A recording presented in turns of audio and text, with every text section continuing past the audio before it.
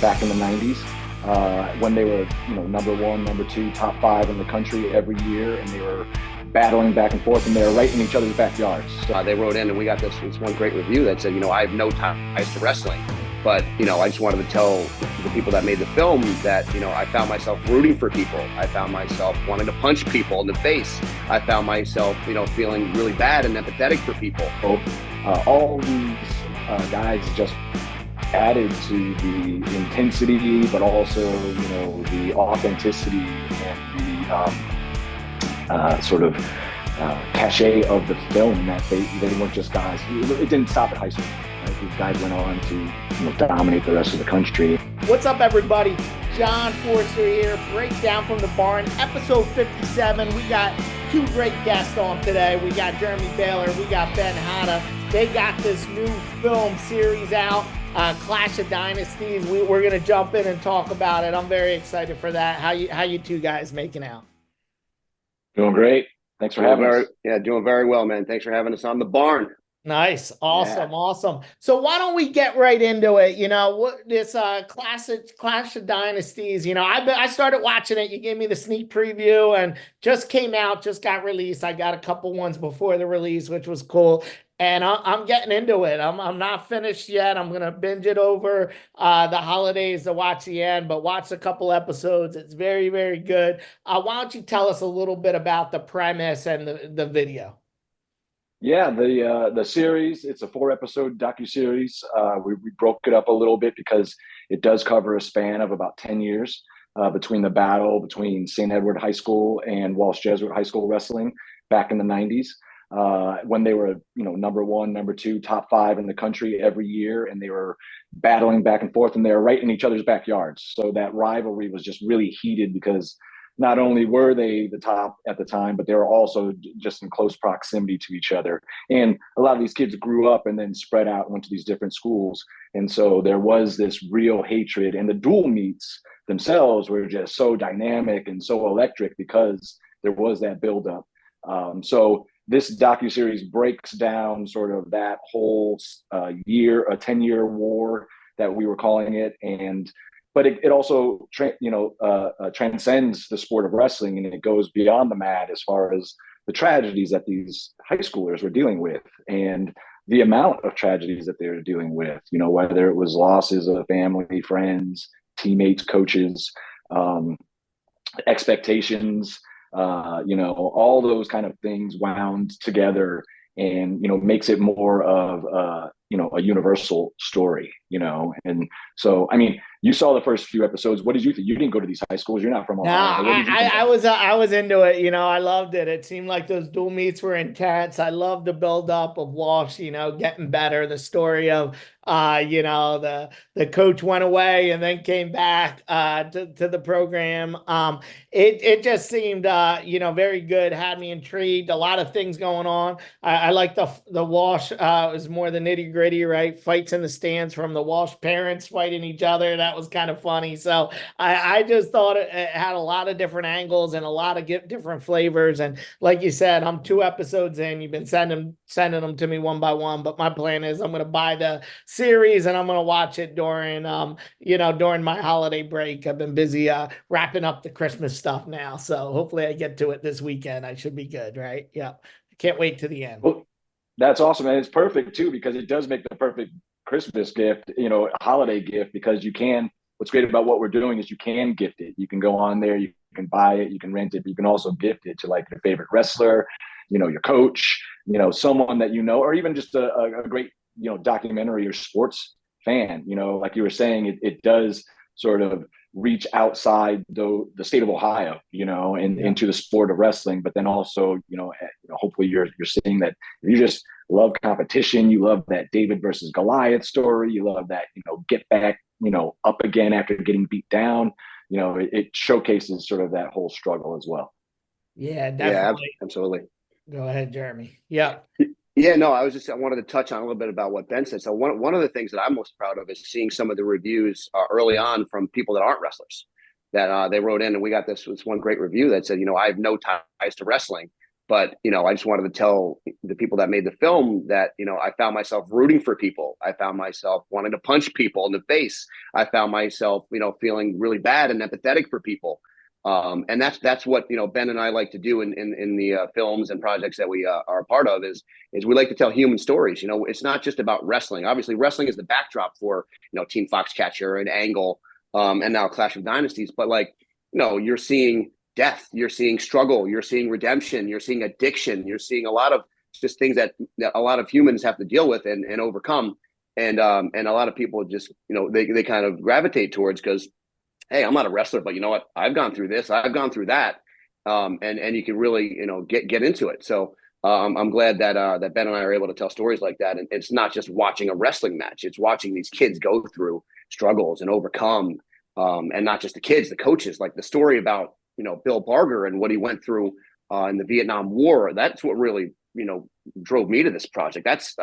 What he did and what he went through, and the promise he made with God. I mean, that was incredible to hear his story. So I know I definitely want people to know that it's not just you're watching a wrestling match here. You're watching like some pretty intense stuff.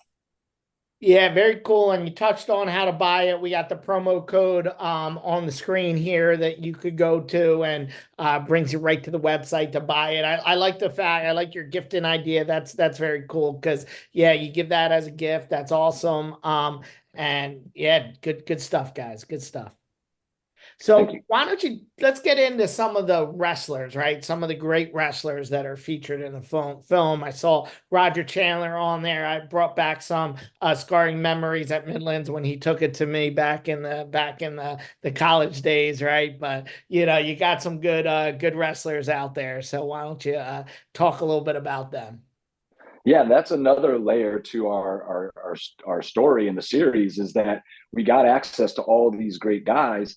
But the fact that, again, this isn't just a St. Ed's and a Wall story. These guys spread out throughout the country in the college, and represented the entire Big Ten and Ivy League and all these other teams around the nation, including world teams and Olympic teams. So in the beginning we had Marcus Malika, who was a two-time NCAA champion. He went head-to-head with Rick Hepp, who was a three-time All-American, from Lehigh. And then you've got Roger Chandler, like you mentioned, who was an All-American finalist at Indiana, and then went on to, he's still coaching at Michigan State. And then it's still at Michigan State. You've got Gray Maynard pops up. He comes in later in the episodes. You got a plethora of guys from Penn State with Clint Musser and Eddie Jane and Jeff Knupp. And then Iowa State, Zach Thompson and Heskett and Sonny Marchetti. And then Michigan, Ryan Bertini, he was a two-time national champ, again. And so all these guys who are still involved in the wrestling community, whether they're coaching at the high school, the college, or the national level. Andy Rovat, Olympian.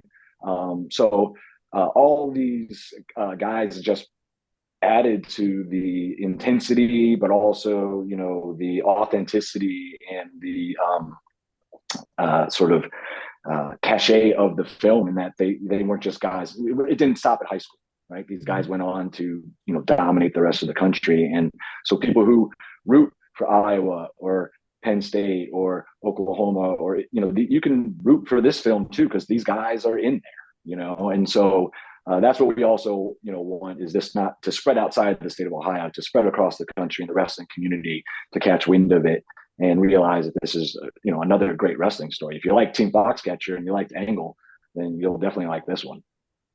Awesome. Yeah. So why don't you tell us a little bit about the feedback and the buzz you've been hearing? I know you're saying a lot of non-wrestlers are into this.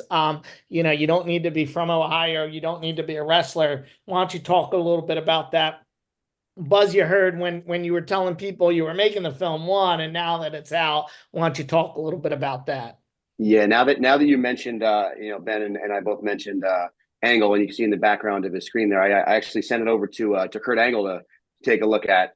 He's from the Pittsburgh area, which is very relatively close to this, and he wasn't, he heard a little bit of a buzz about it, and then when I was talking to him about it, he's like, send me that right away. I got to watch that, because I think Kurt actually trained with one of the St. Ed's heavyweights, Stefan Tarabanek. And he watched the first episode, and he came back immediately. He's like, send me everything. He's like, this is awesome. I actually gifted it to Kurt. I used that feature. Right. It was great. He loved it. He wrote back a message with like 50 thumbs ups. He's like, I don't want to get censored on your program here, but I bleeping love this. Yeah. So that was one thing that I like to see. But like, just again, just people that aren't wrestlers that come back, like I love it. Ben has like some stats on where it's coming from, but like it's being viewed all over the world actually right now. He was saying Qatar and Japan and Iran and places I never would have even thought of are looking at this right now. Yeah. But yeah, great feedback. Ben could probably give you a little more. Yeah, I think the best feedback that we got was from a wrestler, but we had Shane Sparks, the voice of NCAA wrestling. He came to our premieres and was our MC along with the face of the Cleveland Browns, this woman named Bridget Linton. And both of them, but Shane especially, said this was the greatest thing he'd ever seen in wrestling. Just that experience too of all those guys that came back for that. It was like a grand reunion of all this Ohio talent that was all in the Akron Civic Theater and the Cleveland House of Blues the weekend before Thanksgiving. But just to hear Shane say that, because he's seen a lot, right? And he's been around, and to have his backing and his support was just a huge, wind in our sail when we just started off. So, it's spreading, and we want it to spread further, and get it out there to, just there aren't a lot of great wrestling stories. There are a lot coming, with Robles has got Unstoppable that's coming out. There's, this new film called All American, which is by a friend of mine, Mark, who it's about these three girls from Beat the Streets, New York, who are not American. One's, I think, Dominican, Jamaican, and Yemeni.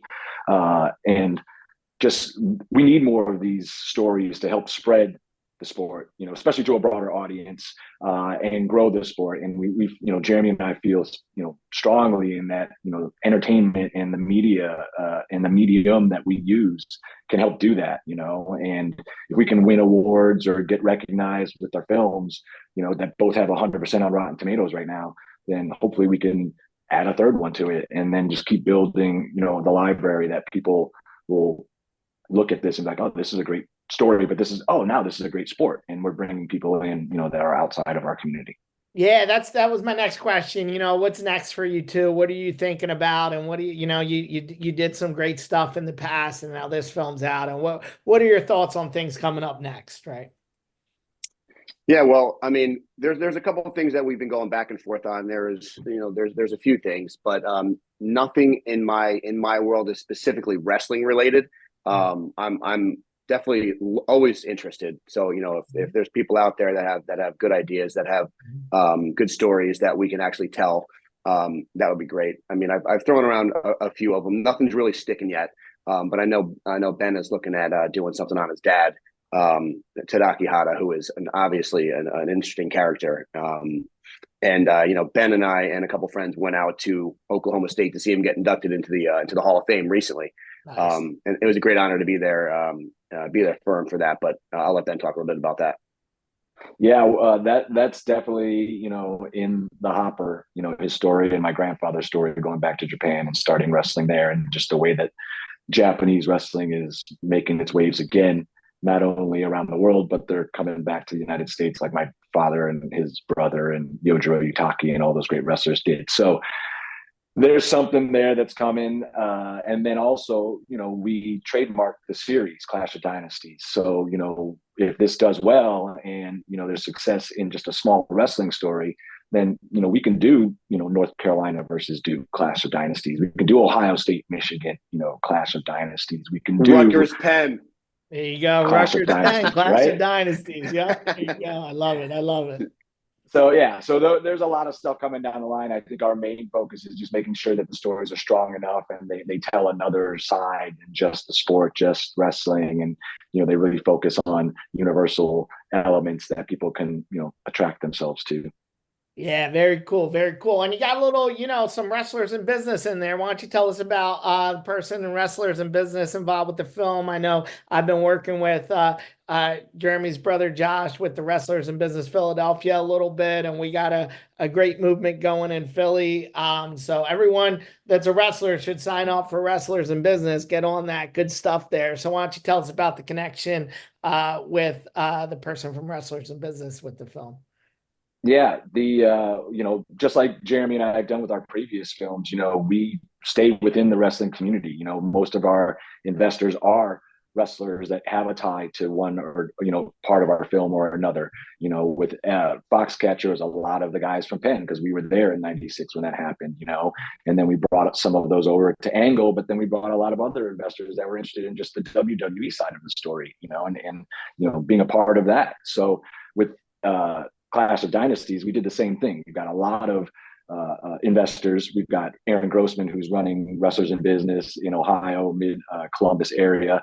But then we got a lot of Penn guys too. We've got a lot of guys who are in the Mike Fickle and Matt Feast, and just got a lot of Jeremy and a bunch of our other friends who not only believed in all of our other films, but believed in this as well, and want to be a part of something that's different within the wrestling community. So that's something that Jamie and I really like to focus on is, what our other sort of thing is as wrestlers in business, we want to, be the wrestlers in entertainment, sort of breaking out those stories to a broader audience. Nice. Great stuff. So, Great stuff. I know we're talking Clash of Dynasties, Rutgers, Penn, not there yet, but we'll be there, right? Why don't we talk a little bit about Penn wrestling? You guys are both in the Penn glory days in their early 2000s and 90s. Why don't we talk about that program right now? I see they got Nick and Contreras ranked 5th. What are your thoughts on Penn wrestling? Yeah, they're up and coming. I know we have a couple guys hurt, a couple guys out, but we have another group of young guys that are up and comers. We got a 149 pounder, Cross Wasilewski, who's now ranked, I believe, 20th or 18th in a couple different polls. Max Gallagher is obviously our 125 pounder, who's going to have a nice showdown with Dean Peterson. I think it's going to be a lot closer than people think. We got another guy, Almeida, as our 133 pounder, who's he's a Jersey boy, definitely up and coming. He's starting to catch on. As CJ Composto was our All-American from before at 141. We do have another wrestler who's been on a little bit of a hot streak, Jude Swisher at 157. He's been doing pretty well. I think he could make some noise if he's starting to put the pieces together. Starting to look really good. Up top, it's a little bit light for us up top right now. We do have Max Hale at 184, who I believe beat Soldano last year, and he could also make some noise. But we're a little bit inexperienced at the 165 and 171 slots now. We got a new heavyweight, Pardo, who's definitely an improvement. He's got some work to do, but I think he can hang tough. So it's an exciting young team. It's a little bit of a mixed team with, you have the older guys like Incontreras and Composto kind of leading the group, but the young guys are starting to step up, and I think it's an interesting squad. If they put it all together, Penn's going to be a formidable opponent. Nice. And what do we think about this match? You mentioned it, Dean Peterson, Max Galloway. That's a match I'm looking forward to in February. Rutgers versus Penn. Give us some thoughts on that match coming up. You guys got to come up to Jersey Mike's this year. What are your thoughts on that matchup, and how do you see it playing out? It's going to be tough. I scored it one way. I don't know if Benny scored it a different way. I got Rutgers with a slight edge, but there are some toss-up matches, right? I consider that 125 match a toss-up. I'm giving the edge to Peterson.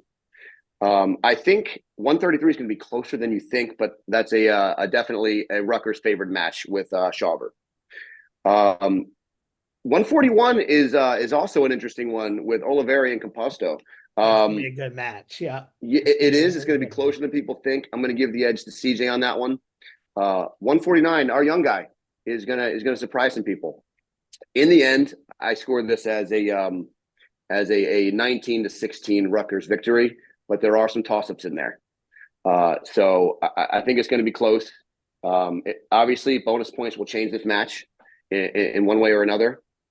So I think if someone gets a pin, I think that's going to swing the match. But I want to, I'll let Ben talk about his thoughts on it as well. No, I mean you're pretty spot on. I mean, Penn's 0-2 against Rutgers. They're also going to be on the road. That 118 match, or the 125. I was 118, but that starter match, if they start at that weight or whatever weight they start, is really going to set the tone. Especially the small guys. I like to root for those guys. Those are the matches I like to focus on first because they're fastest and most exciting. But that's going to be, if that lower weight is going to be exciting right off the bat, and there's a lot to be that first guy out the box on the road. I've been there before in a few positions at St. Ed's and at Penn. And so I think if Penn can get that first match, on the road, at home, or, out the box, I think that they've got a better chance. It is going to be tough.